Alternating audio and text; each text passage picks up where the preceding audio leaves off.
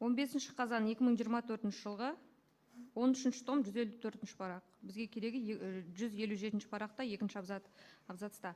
Күдіктіден жауап алу хаттамасына сәйкес, алайда сатушы өзінің баласы мені себепсіз ұрғаны үшін кешірім сұрап, чекті көріп, ақшаның төленгеніне көзі жеткеннен кейін, сол сәтте татулассаңыздар, неге сол беті кетіп қалмадыңыз?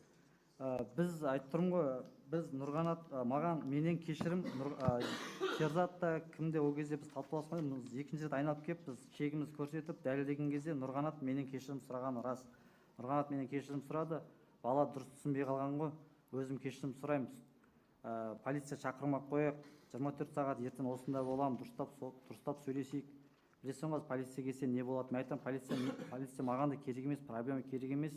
Нормально сөйлесіп тұрғанбыз, сол уақытта ғой Қаржабай өз-өзімен оқталып шықты, пышағын алып. Сол уақытта білмеймін, сіздерге қалай оны түсіндіремін. Видеоматериалда біздің іс-әрекетімізді бәрін қарасаңыздар болады, видеоматериал бар болса. Енді сұраққа жауап беріңізші, бәрін айтып тұрсаңыз. Не кедергі келдірді сізге бұрылмай, ешкімге хабарласпай кетіп қалуға? Мен айтып тұрмын ғой, мен досымды ғана шақырдым, досымды мен кеп мені алып кетші деген мақсатпен ғана шақырдым. Жақсы, келді алып кетуге. Неге отырып ары қарай кетіп қалмадыңыздар? Енді ол жерде айтып тұрмын ғой, досыма да өтір жала жауып жатыр, мынаяқта маған да жала жауып жатыр. Мен просто бардым да, аға, мен ақшамды төледім ғой деген мақсатпен ғана бардым. Ол мақсатқа мен ондай артық ойым, ұрып соғу ондай ойым болған жоқ. Мен барып просто өзімнің іс-әрекетімді сол жерде дәлелдеп айтайын дегем.